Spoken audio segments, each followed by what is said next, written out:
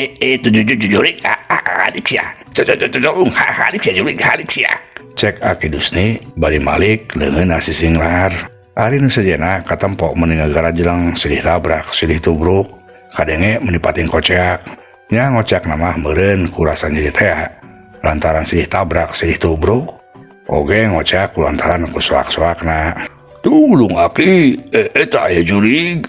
Cek Pak RT bari ngagajeleng nubruk nindihan awak Baharadia. Wadaw, ieu nahan ulah nindihan kieu atuh Pak RT. Awas halik adik. Cek Baharadia bari ngadorongkeun awak Pak RT. Tapi Pak RT na boro-boro ingkah atawa hudang. Nu aya malah bagi pageuh nyekelan awak Baharadia. Atuh Baharadia teh menireng hapranjug. Katempo ngap-ngapan ari matana bolotot. Geus bae pokona mah kaya di mah Pak RT teh katempo beuki paciweuh. Kadenge meuni brag-brig-brug malah imah Pak RT oge meuni pating rarekot kawas bae nu rek rubuh. Ari di bulah juru katempo Ceitoh meuni nyuuh. Bari awakna mubus kan hadapeun beuteung Mang Uman. Ceitoh geus poho bae kana karagab. Bakating ku sieun-sieunna meureun. Tulung eta ya jurig tulung. Cek Ceitoh bari mubus. Mang Umana bari jeung sarua mah oge sieun sabenerna mah. Tapi barang sadar Ceitoh mubus kan hadapeun beuteungna, dina hate Mang Uman aya oge ngarasa bungahna. Atuh da teu rek bungahna kumaha, najan Ceitoh kaasup geus boga umur oge. Ari rupa mah teu ere-ere teuing ku budak mojang. Malah bisa disebut leuwih teu jejer pasar. Kaasup geulis lah pokona mah. Mang Uman teh atuh meuni ngageurentes. Aduh, aya bagja teh daulat. Jarang-jarang aing bisa ngalaman kieu teh. Hajakal Ceitoh deui kieu teh lantaran sieun ku jurig. Geurentes Mang Uman. Ari dadana mah dagdug main oge ngarasa sieun dikerekab ku jurig.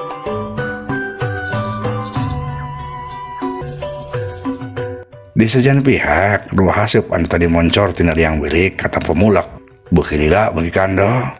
Tuluy ngabentuk siga tangtungan jelema. Teu lila cilegedeg eta dua haseup teh ngajelegedeg robah wujud jadi dua makhluk bikasieun. Panonna bolotot tapi siga nu nonghol rek coplok. Gadona atok-atokan tina tarang katempo aya tanduk mencos ngan hiji. Ari sukuna garantung siga nu teu napak. Si horeng eta teh si Sarmada jeung Sarmadi teh ya. Dua gulang-gulang siluman badak anu maksa asup ku cara ngarobah wujudna jadi haseup. Tuluy ngolos tina sela-sela liang bilik. Watuh koak barang nampo dua makhluk anu kacida pikasieunna teh kabeh jalma-jalma beuki ngagarowak deui bae. Malah Aki Dusnina oge meuni ngegek jeung luncat. Ari dua leungeunna katempo rangga. Aduh sia teh baruk naon meuni goreng-goreng teh kitu euy. Halis ya kali itu. Cek Aki Dusni si Singlar maksudna mah. Tapi meureun bari jeung ku sieun-sieunna tina bujur Aki Dusni teh kadenge berat-berat brot hitut sedengkeun tina handapeun carana katempo ngecewer baseuh. Sreber ka ambu bau pengar. Bauna mulak minuhan sakuliah rohangan. Atuh jalma-jalma teh meuni gegar lunuk bari narangkep irung. Atuh kitu mah meureun kutu kuat-kuatna kulantaran ngambun teu paruguh teh bau 7 rupa. Ya bau menyan, bau hitut jeung bau pengar deui tina kember Aki Dusni. Aduh, ieu bau naon Aki? Ieu mata keungap ieu atuh. Cek Pak RT baru nutupan irungna. Nya Aki, sik atuh ari rek kitu teh bebejah heula. Bari jeung bau kember ongkoh. Ngember sugan Aki teh. Cek Cewiwin nu sejenna oge sarua kabehana parahi gugulunuk. Di sejen pihak si Sarmada jeung Sarmadi anu geus robah wujud jadi makhluk bungkulukan pikasieun oge sarua nyengir bareng ngambu Aki Dusni hitut bari jeung wer-weran kieu teh. Najan hareup ciluman maranehna oge teu kuat ari ngambu bau-bau teh kitu mah. Waduh kakak, nah tadi masa resep bau teh. Geuning ayeuna mah jadi mata keungap kieu kakak. Oh jadi si orek urang teh katipu euy. Dasar manuk sabang kawarah kabehan oge. Keur bageus nyiksa ka urang teu mere asup. Aya dengan ngambekok. Aduh, bau aing mah. Terus kumaha atuh kakak manusia-manusia kurang ajar teh. Baraha we sugan gara-gara urang. Cuang dijieun tatapakan lah kabehan oge sakalian kakak. Tuman. Nya Ki Adi, tuman heueuh bener. Manusia kos kieu mah kudu dihukum ku urang kabehan oge. Nya tuh kakak. Cuang tewak we kabehan oge kuing lah. Cek Sarmadi. Tuluy si Sarmadi teh ngagegag ngadeuketan jalma-jalma anu keur pating surungkoy di juru imah. Atuh kabehana oge meuni leuwas saking kurawas-ruasna Kabehan oge jadina berat-berat perut hitut nurutan akidus nih. Bari jeung pating kale cewer ngelember. Ampun juragan jurig. Kuring mah teu boga salah. Ulah dibawa ulah kuring mah. Tuh lamun nek dibawa Mang Uman bae. Bedas tanagana eta mah. Kuring mah geus teu kuat nangtung oge. Cek Pak RT bari nyurungkuy. Tuluy mubus kan hadapeun beuteung Ceuwiwin. Bari jeung kitu teh Pak RT oge meuni berat beli tuat hitut. Atuh kamu pisan ku Ceuwiwina meuni 7 rupa bauna oge. Ceuwiwin ngagerubug bari nyarekan Pak RT. Haruh iranaan Pak RT.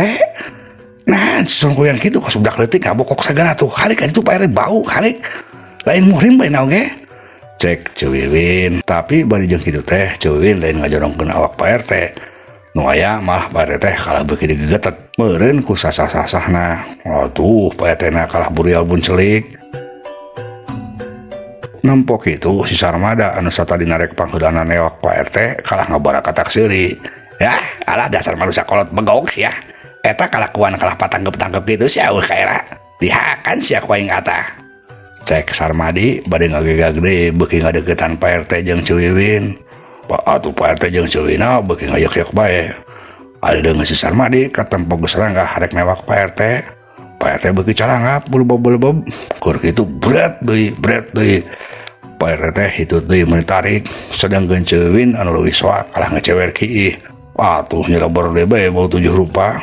Nya bau hangsur, nya bau bekok. Si Sarmadi meuni ngaheunggeul ku bau-bauna meureun napasna oge karasa eungap. Aduh, ina bau teuing. Aduh, teu kuat aing mah. Bau euy. Cek Sarmadi, meureun ku teu kuat-kuatna ku bau, Sarmadi teh langsung bae indit, les ngaleungit. Nempok Sarmadi ngaleungit, si Sarmada luas. Nah eta ki adi kala indit. Bawa-bawa anu matak bebahayaeun ieu mah yeuh. Lamun kitu mah aing oge kudu kuat indit atuh. Cek Sarmada bari warehna oge tuluy bae nuturkeun indit, les si Sarmada oge ngaleungit. Sanggeus dua siluman badak indit mah jalma-jalma teh pating jurung kunung hudang deui. Tapi ari nyarempotna mah masih keneh anger. Lantaran ari hawa keungna mah masih keneh karasa.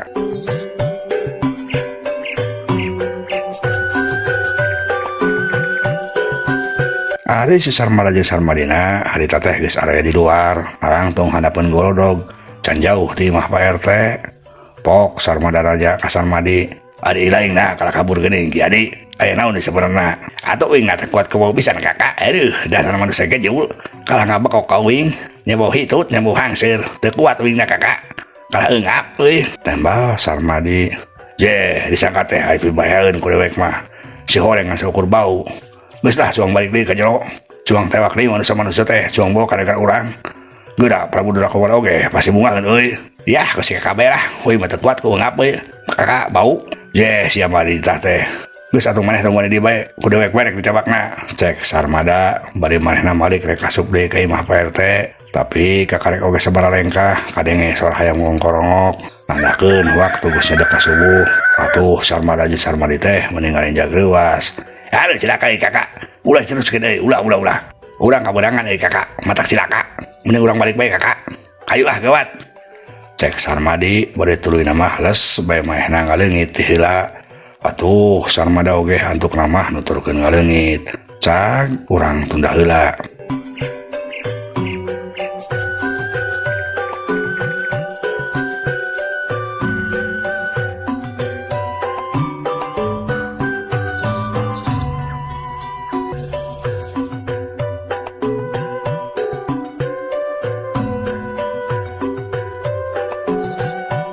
Ayeuna malik di heula nyaritakeun kaayaan di alam siluman. Harita di negara siluman badak teh keur aya kajadian anu rongkah. Karaton jeung sakululingna ngadedak inggeung. Dir bae lamun di alam anu samah aya lini meureun porobot. Kadenge sora wangunan anu runtuh, sakabeh rahayat siluman ruas, pating jarerit, pating koceak. Sorana tarik nandingan sora pating gelegerna kaayaan di dinya. Si horeng kajadian eta teh waktuna sarua jeung basa harita si Ekek bisa nyabut tangkal anu dipake ngahukuman Ratu Candrawati teh. Prabu Durakumala anu keur kukulilingan yang nyilas maya anu kabejakan leungit oge meuni reuwas kacida reg mahina eureun. Tuluy ngerahkeun kakuatanna kaya anu tadina mata ketir teh mimiti leler. Prabu Durakumala ngareha panjang. Aduh harem ci, aduh. Aya kajadian naon deui sabenerna ieu teh? Nah di karaton aing ujug-ujug ingkeun kieu, cek Prabu Durakumala. Prabu Durakumala tuluy katampo si Jakab Sinuku Tunggal panonna peureum. Ari bibirna punyem-punyem si horeng eta raja siluman badak teh keur ngetrukeun ilmu panarawanganna. Hayang nyaho naon sawabna aya kajadian aheng gitu, tapi aneh nu katempo ku panon batin Prabu Durakumala teh ngan saukur haseup hideung. Prabu Durakumala teu bisa narawang kana naon anu matak ayana kajadian. Wah, ngan saukur poek anu katempo ku aing teh. Sigana aya kakuatan aheng anu ngalangan kana tatempoan batin aing lamun kieu carana mah. Gerantas Prabu Durakumala masih keneh penasaran. Manehna musirkeun deui kakuatan batinna rek nyobaan deui narawang kana kajadian, tapi angger poek teu bisa nempo naon. Prabu Durakumala meuni kerung. Urang ajar. Sigana anu rek coba-coba ngaganggu katentreman di negara aing kieu carana mah. Aduh, aya bae. Perkara jelas maya anu leungit oge can beres. Geus aya deui perkara anyar. Matak pipusingkeun bae, cek Prabu Durakumala. Keur kitu kadenge sora awe anu ngajerit tulung-tulungan, sorana persis pisan sora Nyiras Maya. Tulung, cek eta sora. Prabu Durakumala ngarenjag leuwas. Bu, geuning sora Nyiras Maya pamajikan aing.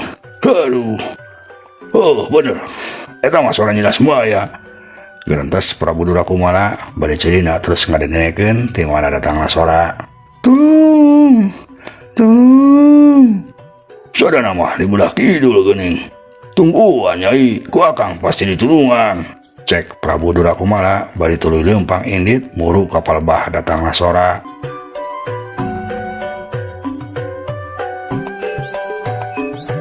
Si horeng sora Nyiras Maya anu ngajerit tulung-tulungan teh kadengeun oge meuni jentre ku Patih Kalageni anu harita keur hulang jentul sorangan mikiran Nyiras Maya. Ngadenge sora Nyiras Maya anu jerat-jerit kitu, Patih Kalageni meuni ceureung kaget. Dah geuning sadana sora si geulis Nyiras Maya. Aya naon eta nya? Gerentas Patih Kalageni bari geus teu loba pikir deui, manehna buru-buru indit ka palebah datangna sora.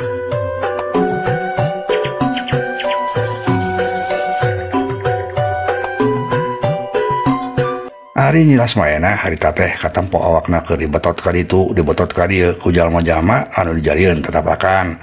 Eta jalma-jalma teh buat we siga mayit hirup, meureun lamun istilah zaman ayeuna mah anu disebut cumitea eta teh. Nyiras Maya terus kokoceakan minta tulung. Tulung, lepaskeun tulung. Ngaja dok sia montong tulung-tulungan. Sia kudu ngarasakeun kanyeri anu dirasakeun ku aing kabehan lantaran kalakuan bapa sia, cek salah seorang jalma bari terus bae ngabetot awak Nyiras Maya. Ampun mang, tulung, kuring mah teu apal naon tulung, cek Nyiras Maya bari sorana beuki kadenge lalaunan. Aing oge baheula teu apal naon sia. Nah aing oge kala disebakeun ku pasia jeung indung sia ka siluman, cek jalma anu tadi anu dipake tatapakan teh. Awak Nyiras Maya terus dibetot di buntang banting, dibetot ka kenca, dibetot ka katuhu, dialungkeun ka kenca, dialungkeun ka katuhu. Sakujur awak Nyiras Maya geus karasa riges. Lila mah Nyiras Maya teh ngarasa leuleus, boro-boro bisa hojah nyalametkeun maneh, malah rek ngajerit oge geus teu kaluar sora. Ngan untungna keur kitu teh kaburu muncul Patih Kalageni. Barang nampok aya Nyiras Maya kitu, Patih Kalageni meuni pohara lambekna haok nyarekan bari sukuna teh nyerag. Kurang ajar, wawanianan sia anjing sa Nyiras Maya, lepaskeun sia, cek Patih Kalageni bari molotot ambek. Teu, kuring mah mau dilepaskeun ieu jalma teh. Najan kuring sampai ajur budak rakan oge, lantaran gara-gara bapana jeung indungna. Kuring jadi sangsara keus kieu, tembal salah seorang jalma anu dipake tetapakan. Patih Kalageni atuh ngadek kitu teh beuki ambek. Kurang ajar sia, nangtang sia ka aing. Hayang beuki sangsara sia teh sugan. Sok sia, rek dilepaskeun moal sia. Moal. Kuring mah moal dilepaskeun masih kumaha oge. Atuh saking ku ambek-ambekna, Patih Kalageni teh geus teu rajanyan deui nyarita. Manehna katampo peureum bari kunyam-kunyem, tuluy ngangkat suku katuhuna meuni luhur. Blig. Ditenjrageun tarik pisan, kadenge meuni ngageblig, rieg kaya di tempat teh meuni ngarieg rongkah. Saking ku tarik-tarik ngarieg, pelentung, jalma-jalma anu dipake tatapakan teh pating pelentung marajleng. Bari kadenge pating koceak. Ampun, tobat, ampun. Tolong, cek jalma-jalma. Sedangkan Nyilas Mayana oge katempongan serang meniluhur awakna ngalayang ka Jomantara. Patih Kalageni reuas, buru-buru melentung loncat rek nyamber awak Nyilas Maya. Lantaran sieun bisi ragrag teh. Kep awak Nyilas Maya katewak. Tuk bulu naon nyai? Tanya Patih Kalageni bari nyangkeh awak Nyilas Maya. Tolong, yuk awak kuring nyeri, tolong. Ngan sakitu jawaban ti Nyilas Maya saterusna males bae kapiuhan dina cangkingan Patih Kalageni. Waduh cilaka. Moal naon kitu Nyilas Maya teh? Mun kieu carana kudu gawat-gawat diubaran ku aing. Heuh bener, aing kudu gawat-gawat neangan si Ekek supaya diubaran ku si Ekek. Cek Patih Kalageni bari neuteup teleb ka Nyilas Maya anu masih keneh disangkeh ku manehna. Satuluyna Patih Kalageni nyirorot deui ka handap, tapi barang crek nincak lemah. Patih Kalageni meuni kaget lantaran di dinya si horeng geus nangtung Prabu Durakumala. Ulang ajar, si horeng geuning sia nu maneh pipamajikan aing teh Patih gejulus ya. Cek Prabu Durakumala ujug-ujug nyarekan bae ka Patih Kalageni bari molotot. Patih Kalageni reuas rek nembalan, tapi Prabu Durakumalana anu geus bener-bener ambek langsung bae nyerang ku peureup anu buleud anu sagede kalapa teh nyeuk menibang baraan ngarah kana cukang irung Patih Kalageni. Cebrod. Serangan Prabu Durakumala teh nenggal pisan. Cer, tina irung Patih Kalageni teh langsung keluar getih. Patih Kalageni ngagoak meuni tarik. Ampun, tobat Raka Prabu, ampun. Montong ampun-ampunan sia. Patih teh nyawa jedok. Yuh, rasakeun deui serangan ti kula. Cek Prabu Durakumala deui bari suku katuhna melentung. Gerakanna meuni cepet kacidah. Patih Kalageni waktu pikeun ngahindar. Cebrod. Tajongan Prabu Durakumala teh nenggel deui kana gado Patih Kalageni lenggak. Patih Kalageni meuni ngalenggak. Tobat, cek Patih Kalageni ngagoak deui bae. Ari Prabu Durakumala si gaduh sembung bari kasempatan. Dina kaayaan kitu teh Prabu Durakumala luncat deui bae bari muterkeun sukuna. Bledag. Serangan Prabu Durakumala nenggel deui kana sirah Patih Kalageni. Kubrag. Patih Kalageni ngagubrag. Atuh teu ngagubragna kumaha, si horeng tajongan Prabu Durakumala teh dibarengan ku tanaga batin anu rongkah. Patih Kalageni geus teu bisa nyuara deui, langgrek we langsung kapiuhan. Ari awak Nyilas Mayana mah masih keneh aya dina ceklan Ki Patih. Prabu Durakumala leumpang kot awak Nyilas Maya teh langsung direbut ku manehna. Haok Prabu Durakumala huak hauk ngageroan gulang-gulang anak buahna. Gulang-gulang kadarius ya.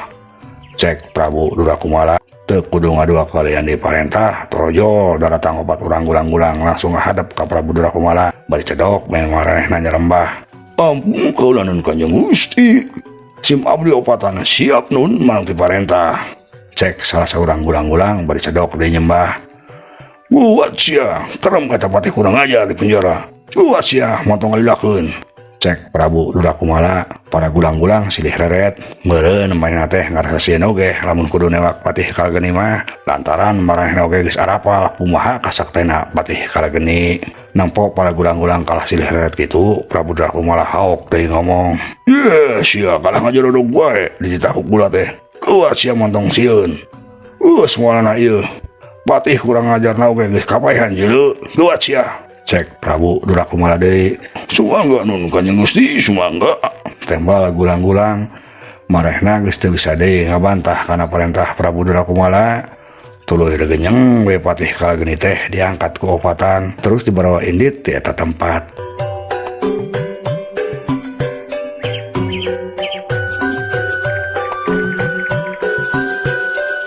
Di sajan pihak teu jauh ti eta tempat, si horeng, si Ekek jeung Ratu Candrawati sita tadi keur ngawaskeun ka Prabu Durakumala. Katempo Ratu Candrawati mah meuni kakerot barang nempo Prabu Durakumala teh. Leungeunna geus ngarasa gatel hayang males ka nyeri. Sim abdi ngantos parentah juragan. Ieu tangan sim abdi geus garateul hoyong nyangkalak eta Raja Siluman Badak anu kurang ajar. Cek Ratu Candrawati bari katempo leungeunna meuni ti paparakat ngeupeul. Sabar Nyai Ratu sabar euy. Urang ulah sorogoto lantaran bisa ngebahayakeun ka urang sorangan. Teras kada kumaha tuh juragan? Euy geus boga sia tah teh Nyai Ratu. Keun baeuna mah antepkeun heula. Kumaha hayang nyaho lah kajadian saterusna. Cek si Ekek. Ngan waktos seep ieu dongeng karangan Pribados Kang Abun Burhanuddin hapunten kakiranganna.